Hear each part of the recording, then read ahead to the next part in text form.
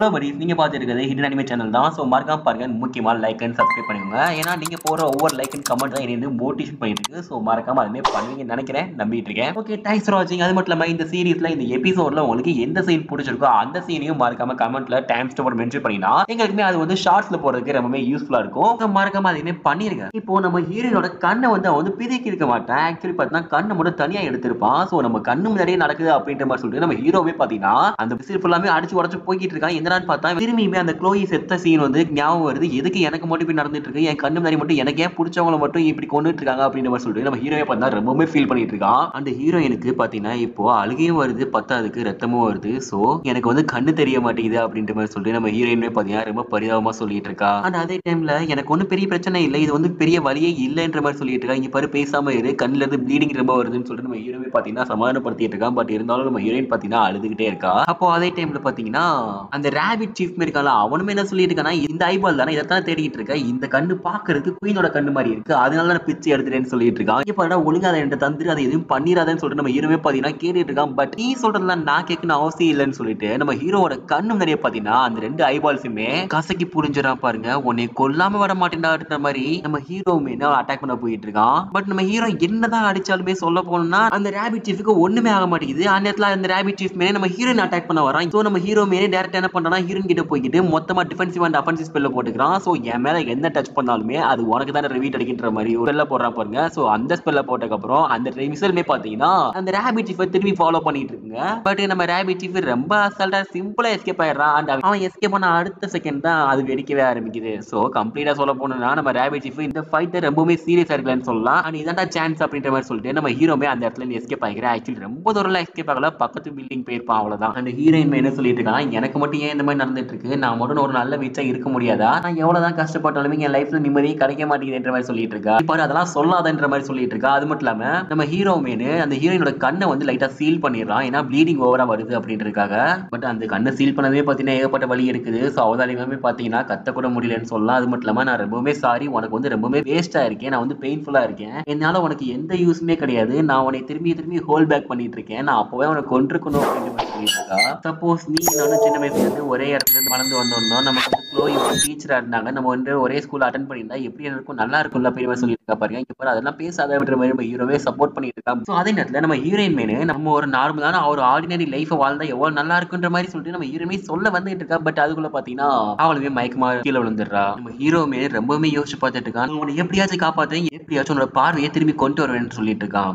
அதே டைம்ல பாத்தீங்கன்னா நம்ம ராபிட் சீஃப் எங்கடா போன அப்படின்னு தேடிட்டு இருக்கான் பாருங்க மொத்த சிட்டி மேனு. அதே டைம்ல அந்த அண்டர் கிரவுண்ட்ல இருந்து திரும்பியுமே அந்த ஜெயிண்ட் வந்தது. சோ ஜெயிண்ட் சம்மனிங் பண்ணிட்டா. ஓ இதான் அந்த ஜெயிண்டா, இதான் அந்த சிட்டி அலிஜ் ஜெயிண்டா, பார்க்கவே பெருசா இருக்கு அப்படின்னு சொல்லிட்டு இருக்கான். சோ அந்த இன்டெலிஜென்ஸ் ஏஜென்சி இருக்குல்ல, அவங்களுமே பாத்தீங்கன்னா இங்க பாருங்க அந்த ஜெயிண்ட்ல இருந்து கொஞ்சம் எஸ்கேப் ஆகுங்க. அது ரொம்பவே டெஸ்ட்ரக்டிவ் பவர் கொண்டது. சோ ரொம்பவே ஸ்டூபிடான பவர் கூடியது. எஸ்கேப் ஆகுது ரொம்பவே பெஸ்ட். அதை அட்டாக் பண்ண ட்ரை பண்ண வேணாம் அப்படின்ற மாதிரி சொல்லிட்டு இருக்காங்க. அந்த அதே நேரத்துல பாத்தீங்கன்னா அவனுமே வந்து அட்டாக் பண்ண ட்ரை பண்ணிட்டு இருக்கான். பட் இருந்தாலும் அட்டாக் பண்ண முடியாது அப்படின்னு இருக்காங்க. கடைசியில ஜஸ்ட் ஸ்லிப்ல எஸ்கேப் ஆயிடுறான். சோ ஹீரோ அண்ட் ராபிட் ரெண்டு பேருமே மாத்தி மாத்தி சண்டை போட்டுருக்காங்க. கிட்டத்தட்ட பாத்தீங்கன்னா அந்த கம்ப்ளீட்டா அந்த ஜெயண்டே டெஸ்ட்ராய் ஆயிடுச்சுன்னு சொல்லலாம் அந்த ராபிட்னால. அண்ட் ராபிட்டுக்குமே பாத்தீங்கன்னா ரொம்பவே பெயின்ஃபுல் இல்ல, எதுவுமே இல்லைன்னு சொல்லலாம். கிட்டத்தட்ட சொல்ல போனா இந்த ஃபைட்டர் ரொம்பவுமே காமெடியா எடுத்துட்டு இருக்கான். ஆக்சுவலி பாத்தீங்கன்னா நம்ம ராபிட் சீஃப்க்கு எதுக்குடா இந்த அளவுக்கு ரொம்ப அட்வான்டேஜ் இருக்கு பாத்தீங்கன்னா, நம்ம ஹீரோக்கு என்ன இருந்தாலும் ஒரு ஸ்பெல்லை எழுதினா மட்டும் தான் சம்மனிங் பண்ண முடியும். அதுவும் குயில வந்து கீழே விட்டானா கண்டிப்பா அந்த ஸ்பெல் வந்து கேன்சல் ஆயிரும். பட் அதே கேஸ்ல நம்ம ராபிட் சீஃப் பாத்தீங்கன்னா ஏகப்பட்ட கண்ட்ரோலிங் இருக்கு அந்த ஹேண்ட்ஸுக்கு. சோ அந்த ஹேண்ட்ஸை இவன் கண்ட்ரோல் பண்ணலாட்டியும் அதுவே ஆட்டோமேட்டிக்கா ஏஐ இன்டெலிஜென்ஸ் இருக்கறனால அதுவே வந்து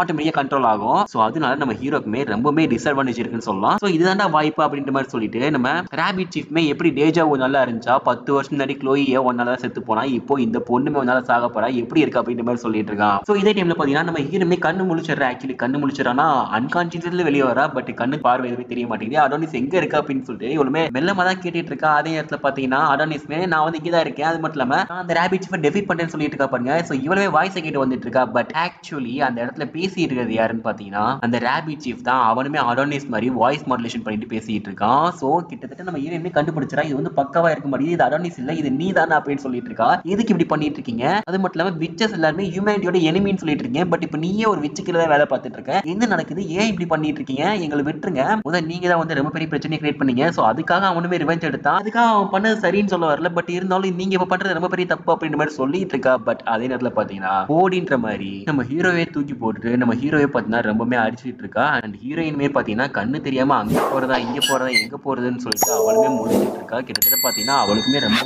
பெயின்ஃபுல்லா இருக்கு, கண்ணு தெரியாம பார்க்க முடியாம இருக்குமே அப்படின்னு சொல்லிட்டு. ஆனா அந்த ரேபிட் சிப்பே சும்மா வர மாட்டாங்க, நம்ம ஹீரோயினோட ட்ரெஸ்ஸையுமே கிழிச்சுக்கிட்டு அவனுமே பாத்தீங்கன்னா நம்ம ஹீரோயினோட மொத்த பாடியுமே அடிச்சுட்டு இருக்கான். என்ன தைரியம் இருந்தா குயின் மாதிரி இருப்ப, எப்படி உனக்கு குயினோட ஃபேஸ் வந்துச்சு, அது மட்டும் இல்லாம கத்தாதடி, உன்னோட வாய்ஸ் கூட குயின் ஒரு மாதிரி வாய்ஸ் மாதிரி தான் இருக்கு, உன்னோட கண்ணை புடுங்கினது பதிலா உன்னோட வாய்ஸ் புடுங்கிருக்கலாம்ன்ற மாதிரி சொல்லிட்டான். ஆக்சுவலி பாத்தீங்கன்னா இவனுக்கு ஸ்பெல் போடுறதுக்கு முன்னாடியே பாத்தீங்கன்னா குயின் மேல ஒரு சின்ன லவ் இருக்குன்னு சொல்லலாம். சோ எப்ப இந்த ஏஜென்சில ஸ்டார்ட் பண்ணானோ அப்ப இருந்தே இவன் குயினை லவ் பண்ணிட்டு இருக்கான்னு சொல்லலாம். அதோட பாத்தீங்கன்னா குயினுமே ஏகப்பட்ட செலக்ஷன் மெத்தட் யூஸ் பண்ணிட்டு இவனை கம்ப்ளீட்டா செலக்ஷன் பண்ணிருப்பா. அண்ட் இவனுமே இன்னொன்னு என்ன சொல்லிக்கலாம், இது வந்து எஸ்எம்எல் வெர்ஸ்ல நடக்குது, சோ எஸ்எம்எல் வெர்ஸ்ல பிராங்க்ல இருந்தாலும் பரவாயில்லை அப்படின்ற மாதிரி சொல்லிட்டு இருக்கான். சோ இவன் சொல்றதுக்கு ஒண்ணுமே புரிய மாட்டேங்குது நம்ம ஹீரோயினுக்கு மேல, ஆக்சுவலி நமக்குமே புரிய மாட்டேங்குது. அது மட்டும் இல்லாம இன்னொன்னு என்ன சொல்றானா, அடானிஸ் செத்தாதான் இந்த ஹிஸ்டரி அண்ட் ஃபியூச்சர் ரெண்டுமே நல்லா இருக்கும் அப்படின்னு சொல்லிட்டு இருக்கான். எதுக்கு இப்படி பண்ணிட்டு இருக்கீங்க, ஏன் இப்படி பண்றீங்க, எதனால காரணம் அப்படின்னு சொல்லிட்டு இருக்கா பாருங்க. ப்ளீஸ் அடானிஸ் மட்டும் விட்டுருங்க, என்னை வேணா கொண்டுக்கோங்கன்னு சொல்லிட்டு இருக்கா. அதே நேரத்துல பாத்தீங்கன்னா நீ சொல்றதெல்லாம் நான் கேட்கணும் அவசியம் இல்லைன்னு சொல்லிட்டு ஒழுங்கா பேசுறத நிப்பாட்டுன்னு சொல்லிட்டு நம்ம ஹீரோயினோட தலையிலே மிதிச்சிட்டு இருக்கான். இவனுக்கு லவ் ஸ்பெல் போட்டனால தான் இப்படி பண்றான்டா அப்படின்லாம் இல்ல, இவனுக்கு உண்மையிலேயே பாத்தீங்கன்னா குயின் மேல ஒரு லவ் இருக்கு, சோ அதனாலேயே இப்படி பண்ணலாம்னு சொல்றான். அண்ட் இப்போ பாத்தீங்கன்னா நம்ம ஹீரோவே என்ன சொல்லிட்டு இருக்கானா, பாரு என் மேல உன்னோட லவ் ஸ்பெல்ல யூஸ் பண்ண அப்படின்னு சொல்லிட்டு இருக்கான். இங்க பாரு அப்படி பண்ணா உனக்கு ரொம்பவே பிடிச்ச ஒண்ணு போயிரும் அப்படின்னு சொல்லிட்டு இருக்கா பாருங்க. பரவாயில்ல என் மேல லவ் ஸ்பெல் யூஸ் பண்ணுன்னு சொல்லிட்டு நம்ம ஹீரோமே ஹீரோயின் கிட்ட ரெக்வஸ்ட் பண்றான் பாருங்க. பட் அப்பயுமே பாத்தீங்கன்னா நம்ம ஹீரோயின் மேலே அவன் மேல லவ் ஸ்பெல்ல யூஸ் பண்றதுக்கு ரொம்பவே தயங்கிட்டு இருக்கா. சோ அதனால நம்ம ஹீரோமே என்ன சொல்லிட்டு இருக்கானா, இங்க பாரு இப்போ நீ லவ் ஸ்பெல் யூஸ் பண்ணல அப்படின்னா கண்டிப்பா நம்ம ரெண்டு செத்துருவோம், அப்புறம் நம்ம மெமரிஸ் மட்டும் இருந்து என்ன ஆக போகுது அப்படின்ற மாதிரி சொல்லிட்டு இருக்கா பாருங்க. சோ நம்ம ஹீரோயினுமே வேற வழியே இல்லாம க்ளோயி என்னை மன்னிச்சிருன்னு சொல்லிட்டு நம்ம ஹீரோ மேலேயுமே லவ் ஸ்பெல்ல யூஸ் பண்ணிப்பா. சோ நம்ம ஹீரோமே ஏதோ சூப்பர் சைன் மோடுக்கு மாறின மாதிரி அவனுமே பவர் அப் ஆயிட்டு இருக்கான். ஆக்சுவலி நம்ம ஹீரோ வந்து ரொம்ப வீக் ஆயிட்டா இப்ப ஆக்சுவலி சொல்ல போனா. பட் இப்போ மட்டும் எப்படி பவர் அப் ஆனா அப்படின்னு சொல்லி கேட்கலாம். இந்த லவ் ஸ்பெல் அப்படின்றது ஒரு டாமினேட்டர் டச், ஒரு கமாண்ட் அத்தாரிட்டி மாதிரி தான். சோ நீங்க என்ன ஒரு ஆர்டர் கொடுத்தாலும் அந்த ஆர்டர் முடிக்கிற வரைக்கும் இந்த லவ் ஸ்பெல் வந்து ஒர்க் அவுட் ஆயிட்டே இருக்கும். அப்படியே அந்த ஆர்டர் முடிச்சாலும் அடுத்த ஆர்டருக்காக இந்த லவ் ஸ்பெல் வெயிட் பண்ணிட்டு இருக்கும். சோ உங்க பாடி எவ்வளவு வீக்கா இருந்தாலும் பரவாயில்ல, உங்க சென்சஸ் எவ்வளவு வீக்கா இருந்தாலும் பரவாயில்ல, இந்த லவ் ஸ்பெல் போட்டா உங்களுக்கு வந்து எக்ஸ்ட்ராவா பவரும் கிடைக்கும். பட் ஏன் டோரக்கா இந்த லவ் ஸ்பெல்ல யூஸ் பண்ணது இல்லைன்னு பாத்தீங்கன்னா, ஆக்சுவலி நம்ம டோரக்கா சின்ன வயசுல இருக்கும்போது இந்த லவ் ஸ்பெல் வந்து மொத்தமா ஹியூமன்ஸ் மேல கண்ட்ரோல் பண்றது இதெல்லாம் வந்து தப்பு அப்படின்ற மாதிரி சொல்லிட்டு இருக்காங்க. அது மட்டும் இல்லாம இந்த மாதிரி கேவலமான ஸ்பெல்லாம் யார் யூஸ் பண்ணுவா, இது ஒரு செலக்ஷன் டெக்னிக், இந்த மாதிரி கேவலமான ஸ்பெல் அப்படின்ற மாதிரி சொல்லிட்டு எல்லாருமே நம்ம டோரக்காவை போட்டு கிண்டல் பண்ணிட்டு இருக்காங்க. அப்படியே கிண்டல் பண்றது பாத்தீங்கன்னா ஒரு கட்டத்துல எல்லை மீறி போய் அபியூஸ் பண்ற அளவுக்கு போயிடுச்சு. ஸோ டோரக்காவே நான் நல்ல பொண்ணு இல்ல, நான் நல்ல விச்சே இல்ல, நான் வந்து செலக்ஷன் விச்சு அப்படின்ற மாதிரி சொல்லிட்டு அவளுமே பாத்தீங்கன்னா கண்ட்ரோல் பண்ண ஆரம்பிச்சிருக்கா. அதுக்கப்புறம் தான் சரி ஓகே நான் இப்படி இருக்கக்கூடாதுன்னு சொல்லிட்டு நான் பியூரான விச்சா இருக்கணும்னு சொல்லிட்டு அதோட மேஜிக்மே பாத்தீங்கன்னா வந்து யூஸ் பண்ணவே மாட்டா. அண்ட் கடைசில அந்த மூன்ல விச்சஸ்ல செத்துட்டு இருப்பாங்களா, அப்படி செத்துட்டு இருக்கும்போது நாங்க எல்லாம் பவர்ஃபுல்லான விச்செல்லாம் செத்துட்டோம், பட் நீ ரொம்பவே வீக்கான விச்சு, ரொம்பவே கேவலமான விச்சு, நீ எப்படி நீ உயிரோட இருக்கு அப்படின்ற மாதிரி சொல்லிட்டு